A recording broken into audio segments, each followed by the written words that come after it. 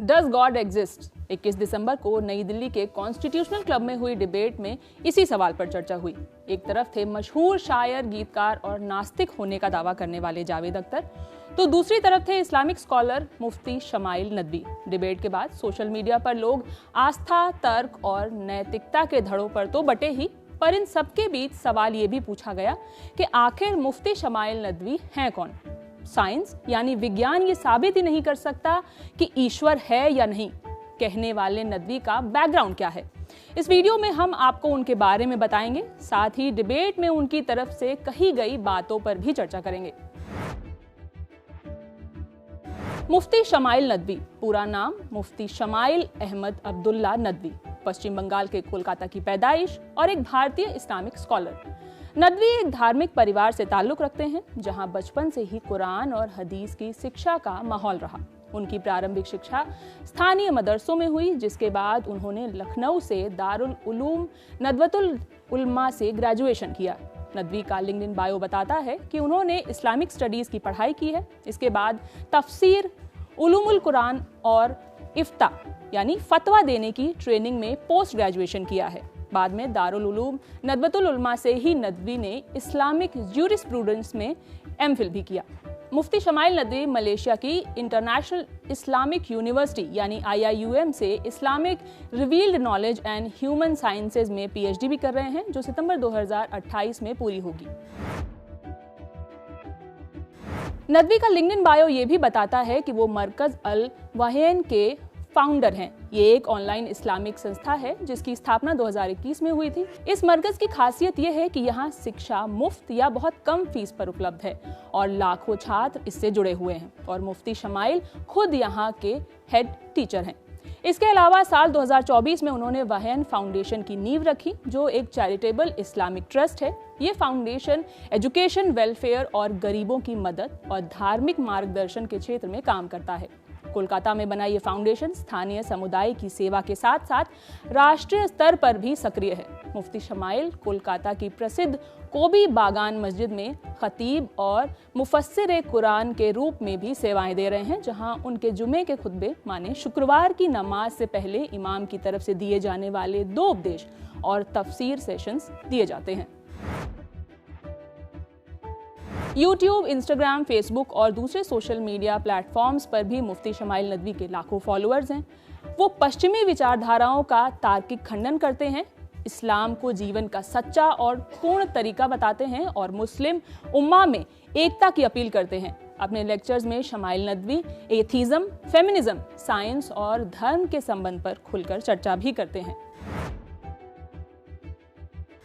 इन सब के अलावा मुफ्ती शमाइल नदवी का खुद का बिजनेस भी है। नदवी की वेबसाइट के मुताबिक वो शहजार फूड्स नाम का एक ऑनलाइन फूड स्टोर भी चलाते हैं, जो अलग अलग तरह के ऑर्गेनिक फूड्स, ड्राई फ्रूट्स और नट्स बेचता है। ये तो हुई इस्लामिक स्कॉलर मुफ्ती शमाइल नदवी की पढ़ाई लिखाई और काम धाम की बात, लेकिन अब चर्चा उस बात पर जो मुफ्ती शमाइल नदवी ने डज गॉड एग्जिस्ट डिबेट के दौरान कही।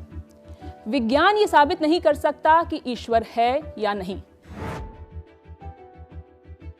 मुफ्ती शमाइल नदवी ने बहस के दौरान ये दावा किया कि साइंस ये दावा नहीं कर सकता कि ईश्वर है या नहीं। नदवी का कहना है कि विज्ञान दरअसल खुद या ईश्वर के अस्तित्व को न तो सीधे तौर पर साबित कर सकता है और न ही उसे पूरी तरह नकार सकता है। दोनों के लिए साइंस कोई मानक नहीं बन सकता, और ऐसा वो खुद नहीं कह रहे हैं, बल्कि वैज्ञानिक संस्थाएं ये बात कह रही हैं। नदवी ने नेशनल एकेडमी ऑफ साइंसेज का उदाहरण देते हुए कहा कि एकेडमी का साफ कहना है कि विज्ञान के पास ऐसे प्रोसेस मौजूद नहीं हैं जिनके जरिए ईश्वर के अस्तित्व को प्रमाणित या अप्रमाणित किया जा सके। इसके पीछे नदवी वजह बताते हैं कि चूंकि विज्ञान का दायरा एम्पिरिकल एविडेंस तक सीमित है, इसलिए वो ईश्वर को साबित कर पाने में सफल नहीं हो सकता।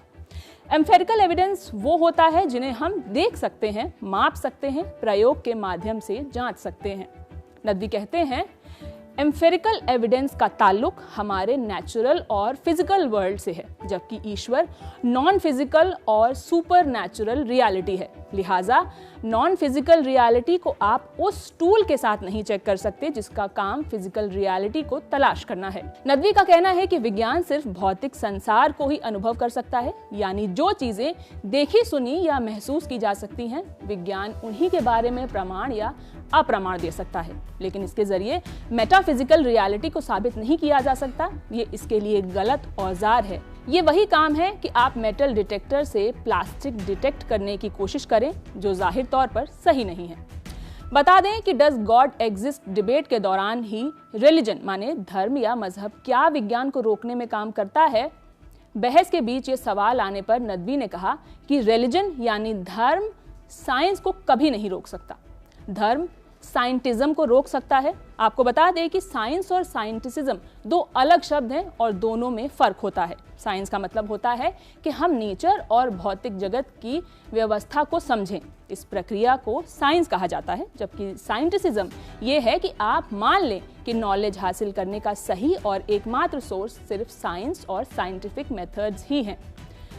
इस खबर पर आप क्या सोचते हैं हमें कमेंट बॉक्स में जरूर बताइए। स्क्रिप्ट लिखी है प्रशांत ने, मैं हूं शिवानी। वीडियो अच्छा लगा तो इसे शेयर करें और हमें सब्सक्राइब करें और बने रहें द लल्लन टॉक के साथ। शुक्रिया। यहाँ कबूतर एक पंख से उड़ता है और दूसरे से अपनी इज्जत बचाता है।